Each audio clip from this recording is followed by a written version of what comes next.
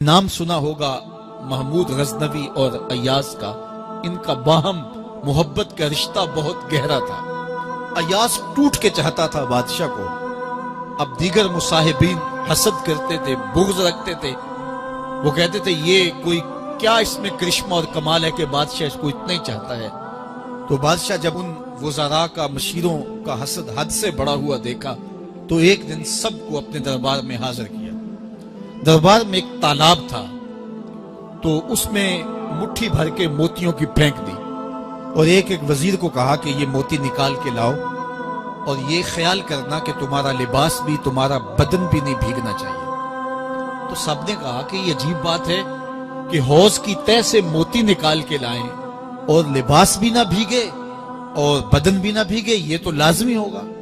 پھر دوسرے وزیر کو کہتا کہ یہ موتی نکال کے لاؤ، تمہارا لباس بھی نہیں بھیگنا چاہیے، تمہارا بدن بھی نہیں بھیگنا چاہیے۔ تو وہ آگے سے حجت کرتا یہ کیسے ہو سکتا ہے کہ بدن بھی اور لباس بھی نہ بھیگے اور موتی بھی نکال لاؤں۔ تیسرے کو، چوتھے کو، پانچویں کو، ہر ایک آگے سے حجت کرے یہ کیسے ہو سکتا ہے۔ پھر ایاز آ گیا تو بادشاہ نے ایاز کو کہا کہ یہ موتی نکال کے لانے ہیں اور تمہارا لباس بھی اور تمہارا بدن بھی نہیں بھیگنا چاہیے۔ ایاز نے فوراً چھلانگ لگائی اور موتی نکالے۔ جب باہر نکلا تو بدن اور لباس پانی سے نچڑ رہا تھا، تو ایسے موتی بادشاہ کو پیش کیے اور بدن کپ کپا رہا تھا۔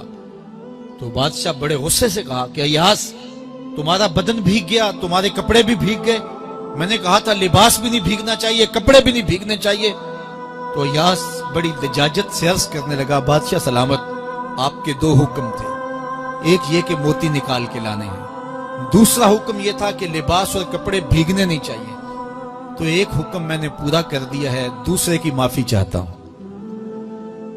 تو صاحب، اللہ نے حضرت انسان کے سینے میں جذبات کا ایک جہاں آباد کیا ہے، شیطان کو بھی انسان کے پیچھے لگا دیا اس کی آزمائش کے لیے، اس کے امتحان کے لیے۔ نفس بھی اس کے اندر موجود ہے، اور دوسری جانب اس کو گناہوں سے منع بھی کیا اور نیکی کی تلقین بھی کی۔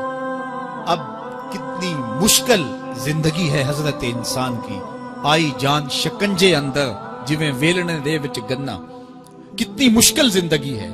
خواہشیں ہیں کہ آوارہ ہیں، آرزویں ہیں کہ بے قابو ہیں، اور دوسری جانب اللہ کا حکم ہے۔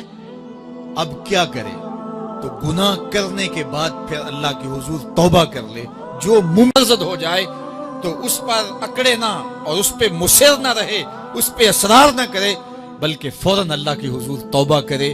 گناہ کرنے کے بعد بندہ جب توبہ کرتا ہے، التائب من الذنب کمن لا ذنب لہ، تو وہ ایسے ہوتا ہے جس طرح اس نے گناہ کیا ہوا ہی نہیں۔ بندہ 100 بار گناہ کر کے توبہ کرے، اللہ 100 بار معاف فرما دے۔ وہ کریم ہے، 70 ماؤں سے زیادہ پیار کرتا ہے۔ تو بندے اس کی دہلیز پہ جب توبہ کرتے ہیں، رجوع کرتے ہیں اور اس سے معافی مانگتے ہیں، تو وہ یہ نہیں دیکھتا کہ یہ گناہ گار کتنا بڑا ہے، وہ یہ دیکھتا ہے کہ یہ میری دہلیز پہ آیا ہے اور اس کے ما قبل کے سارے گناہ معاف بھی کرتا ہے، بلکہ گناہوں کو بدل کے نیکیوں میں بھی تبدیل کر دیتا ہے۔ آئیے اب قرآن مجید میں ان لوگوں کی کہانی بھی پڑھیے جو اپنی زندگی کو اپنے مالک کے نام لگا چکے ہیں، اور ان سے اگر کوئی معاملہ سرزد ہو جاتا ہے تو وہ کس قدر اللہ سے ڈرتے ہیں۔ والذین یؤتون ما آتوا وقلوبہم وجلہ انہم الی ربہم راجعون۔ فرمایا کہ وہ لوگ جب ان سے کوئی خطا سرزد ہو جاتی ہے، کوئی گناہ ہو جاتا ہے، تو ان کے دل لرز جاتے ہیں، خوف خدا سے وہ کانپنے لگ جاتے ہیں۔ انہم الی ربہم راجعون، تو وہ اپنے رب کی طرف رجوع کرنے والے ہوتے ہیں۔ اگر ان سے کبھی کوئی گناہ سرزد ہو جائے، ان سے کوئی غلطی سرزد ہو جائے، تو پھر اس پہ ضد نہیں کرتے، اس پر مصر نہیں ہو جاتے، اس پر حجتیں اور دلیلیں نہیں لاتے، بلکہ وہ کیا کرتے ہیں، فوراً اللہ کے حضور رجوع کرتے ہیں اور معافی مانگتے ہیں۔ اور اللہ کو یہ بہت پسند ہے کہ کوئی مجھ سے معافی مانگے، اور اللہ انہیں معاف کر دیتا ہے۔ اللہ اکبر۔ حضرت عبداللہ ابن مسعود رضی اللہ تعالیٰ عنہ فرماتے ہیں کہ مومن کی یہ شان ہے کہ جب وہ گناہ کر بیٹھے تو وہ یوں محسوس کرتا ہے جس طرح پہاڑ تلے آ گیا ہے۔ یہ اس کی کیفیت ہے کہ گناہ کرنے کے بعد، نافرمانی کرنے کے بعد اس کا دل لرز اٹھتا ہے۔ وَقُلُوبُهُمْ وَجِلَةٌ، تو حضرت عبداللہ ابن مسعود فرماتے ہیں یوں محسوس کرتے ہیں جس طرح پہاڑ تلے آ گیا ہے اور پہاڑ ابھی گر جائے گا اور انہیں کچل دے گا، تو وہ جلدی جلدی تلافی کرتے ہیں، توبہ کرتے ہیں، رجوع اللہ کرتے ہیں تاکہ ہمارا گناہ معاف ہو جائے۔ اور منافق کی مثال بھی بیان کی گئی، جب وہ گناہ کرتا ہے تو یوں محسوس کرتا ہے جیسے بدن پہ مکھی بیٹھی تھی، ہلکے اشارے سے اڑا دی۔ سویر سے لے کر شام تک کتنی بار ہم اپنے بدن پہ بیٹھی مکھیاں اڑا دیتے ہیں اور ہمیں شام کو یاد بھی نہیں ہوتا کہ یہ عمل ہم نے کتنی بار کیا ہے۔ میں اور آپ اپنے اندر اتر کر کے دیکھ سکتے ہیں ہماری کیفیت باطن کیا ہے۔ نمازیں چھوڑی، جھوٹ بولا، غیبت کی، چغلی کی، کسی کا دل دکھایا، کسی کو تکلیف دی، گالی گلوچ کیا، سب و شتم کیا، سویر سے شام تک کیا کیا گناہ کیے، کبھی خیال بھٹکے، کبھی سوچیں آوارہ ہوئیں، کبھی نگاہوں نے بدکاریاں کی، کبھی زبان نے جرم کیے، اور شام کو ہمیں یاد بھی نہیں ہوتا کہ آج ہم نے کیا کیا جرائم کیے، آج ہم نے کیا کیا گناہ کیے۔ اگر ہماری یہ کیفیت ہے تو یہ عملی نفاق ہے کہ بدن پہ مکھی بیٹھی اور اڑا دی۔ اور اگر ہماری کیفیت یہ ہے کہ گناہ کے بعد یہ محسوس ہوتا ہے کہ ہم پہاڑ تلے آ گئے اور اللہ کی ناراضگی ہم نے مول لے لی اور جلدی جلدی توبہ کر کے رجوع کرنے کی جانب بڑھتے ہیں، تو پھر مبارک ہو، نہیں تو مجھے اور آپ کو اپنا محاسبہ کرنا چاہیے۔ ہمارے دلوں پر زنگ چڑھ گئے ہیں اور ہماری کیفیت یہ ہو گئی ہے کہ گناہ کرنے کے بعد بھی ہم ڈٹے رہتے ہیں، جبکہ زندگی اصحاب رسول کی دیکھیے ان سے بھی کبھی کوئی خطا سرزد ہو جاتی تو وہ فوراً اس گناہ کی تلافی کے لیے حضور کی بارگاہ میں حاضر ہو جاتے۔ حضرت ابو لبابہ رضی اللہ تعالیٰ عنہ نے اپنے آپ کو مسجد نبوی ہوا تو پھر حضور کے ہاتھوں سے اپنے آپ کو انہوں نے کھلوایا۔ ایک خاتون حضور کی خدمت میں حاضر ہوئی اور عرض کی یا رسول اللہ صلی اللہ علیہ وسلم، مجھ سے بدکاری سرزد ہو گئی ہے اور میرے پیٹ میں بچہ ہے اور میں چاہتی ہوں کہ آخرت کی سزا کی بجائے دنیا کے اوپر اس کی سزا مجھے دے دی جائے تاکہ میں پاک ہو جاؤں اور صاف ہو جاؤں، کیونکہ آخرت کی سزائیں بہت سخت ہیں۔ اللہ کے محبوب علیہ السلام نے جبریل امین سے ایک دن پوچھا تھا مجھے جہنم کے عذابوں کا ذکر سناؤ، تو عرض کی یا رسول اللہ صلی اللہ علیہ وسلم، سب سے ہلکا عذاب، اخف العذاب، ہلکا ترین عذاب یہ ہے کہ جہنمی کے پاؤں میں آگ کے جوتے رکھے جائیں گے، باقی اس کے پورے بدن پہ آگ نہیں ہوگی، صرف آگ کے جوتے اس کو پہنائے جائیں گے، لیکن اس کی حدت، گرمی اور شدت اتنی ہوگی، یغلی منہما دماغہ، اس کی شدت سے اس کا دماغ پگھل کر ناک اور کانوں کے ذریعے سے باہر آنا شروع ہو جائے گا۔ یہ سب سے ہلکے عذاب کی کیفیت ہے، اور جو عذاب سخت ہیں الیاذ باللہ، اللہ تعالیٰ قرآن مجید میں فرماتا ہے ثم لا يموت فیہا ولا یحیا، اس بڑے عذاب کا ذکر کیا جو جہنمیوں کو دیا جائے گا، فرمایا اس عذاب کی کیفیت یہ ہوگی بندہ نہ جیے گا نہ مرے گا۔ جیے گا اس لیے نہیں کہ آگے اور پیچھے، دائیں اور بائیں آگ ہی آگ ہوگی، تو اس آگ میں جینا کو جینا تو نہیں ہوگا، اور مرے گا اس لیے نہیں کہ موت کو موت آ چکے ہو۔ جنت میں جنتیوں کو ایک ہی ڈر اور خدشہ ہوگا کہیں موت نہ آ جائے، اور جہنمیوں کو ایک ہی امید ہوگی کہیں موت آ جائے اور جان چھوٹ جائے۔ اللہ تعالیٰ مینڈے کی شکل میں موت کو لائے گا اور موت کو ذبح کیا جائے گا۔ جنتی جنت سے اور جہنمی جہنم سے دیکھ رہے ہوں گے، جب موت کو ذبح کر دیا جائے گا اب موت نہیں ہے، تو جنتی اتنے خوش ہو جائیں گے کہ اگر موت کو موت نہ آئی ہوتی تو یہ خوشی سے مر جاتے، اور جہنمی اتنے مایوس، دکھی اور پریشان ہوں گے کہ اگر موت کو موت نہ آئی ہوتی تو یہ صدمے سے مر جاتے، تو وہ کانوں کے راستے سے باہر آ جائے۔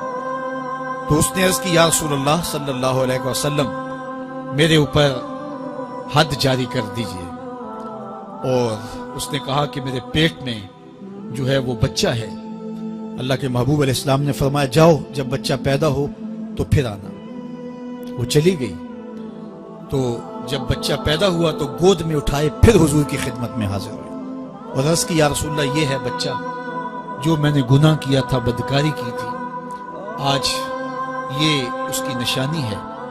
تو اللہ کے محبوب علیہ السلام نے فرمایا کہ اسے لے جاؤ اور اسے دودھ پلاؤ، اور جب یہ کچھ کھانے پینے لگ جائے گا تو پھر آنا۔ تو تھوڑی دیر کے بعد، کچھ دنوں کے بعد وہ دوبارہ حاضر ہوئی، اور اس نے اس بچے کے ہاتھ میں روٹی کا ٹکڑا دیا ہوا تھا، اور عرض کی یا رسول اللہ دیکھ لیجئے اب یہ روٹی کھانے لگ گیا ہے۔ اللہ اکبر۔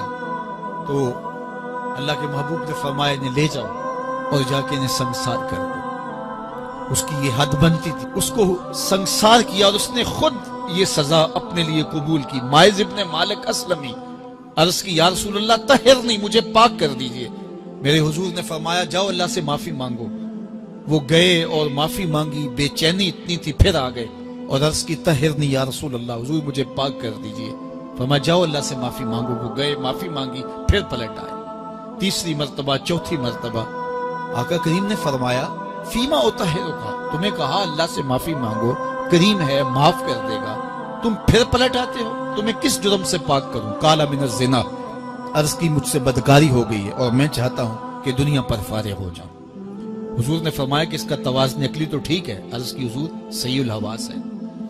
کہا کہ یہ نشے میں تو نہیں کہہ رہا؟ کسی نے اٹھ کے منہ سونگا، کہا حضور ایسی بات بھی نہیں ہے۔ فرمایا تم سوچ لو کیا کہہ رہے ہو؟ کہا حضور جو میں کہہ رہا ہوں وہ سچ کہہ رہا ہوں، مجھ سے گناہ سرزد ہو گیا اور میں چاہتا ہوں کہ دنیا پر ہی فارغ ہو جاؤں۔ اللہ کے محبوب علیہ السلام نے فرمایا کہ انہیں سنسار کر دو۔ ماعز ابن مالک اسلمی کو سنسار کر دیا گیا۔ جب ان کا جنازہ اٹھا تو حضور بھی جنازے کے جلوس میں تھے۔ کسی کی زبان سے نکلا لو ماعز نے گناہ کیا تھا، بس یہ بات سننے کی دیر تھی، اللہ کے محبوب کے چہرے پہ جلال آ گیا۔ تو میں خبردار اگر کسی نے میرے ماعز پہ بات کی، میرے ماعز نے ایسی سچی توبہ کی ہے اگر روئے زمین کے تمام مسلمانوں میں بانٹ دی جائے لکفاہم، سب کی مغفرت ہو جائے، کہ انہوں نے اپنے آپ کو خود پیش کیا ہے۔ اب ماعز ابن مالک کا جنازہ اللہ کے رسول نے خود پڑھایا، بلکہ مسلم کتاب الحدود میں ہے کہ ان کے جنازے کے دوسرے دن یا تیسرے دن حضور ان کے ہاں تشریف لے گئے، اور جب آقا گئے وہم جلوسن، تو لوگ وہاں بیٹھے ہوئے تھے۔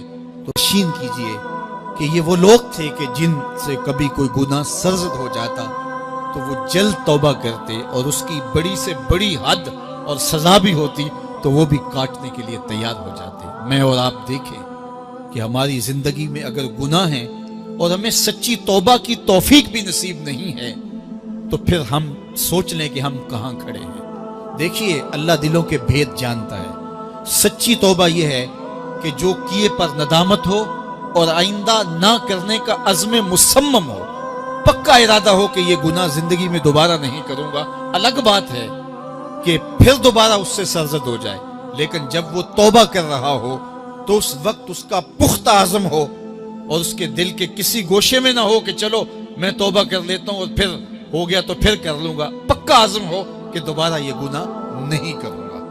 اور اگر زبان سے توبہ توبہ کر رہا ہو اور دل میں ہو کہ ٹھیک ہے یہ تو صبح بھی مجھ سے عمل بد سرزد ہونا ہے، تو اللہ تعالیٰ سے یہ مذاق کرنے والی بات ہے، اور اللہ تعالیٰ سے جو مذاق کرتا ہے وہ کہاں کھڑا ہے وہ خود سوچ لے۔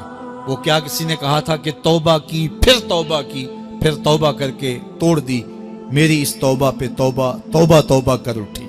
تو ایسی توبہ نہیں ہے کہ جو رسماً کسی مجلس میں چلے گئے، کسی اجتماع میں چلے گئے تو سب لوگوں نے توبہ توبہ کی تو وہ بھی توبہ توبہ کرتا رہا، لیکن اس کا عزم مصمم پختہ ارادہ نہیں تھا گناہوں کو چھوڑنے کا، تو یہ توبہ نہیں، یہ مذاق ہے۔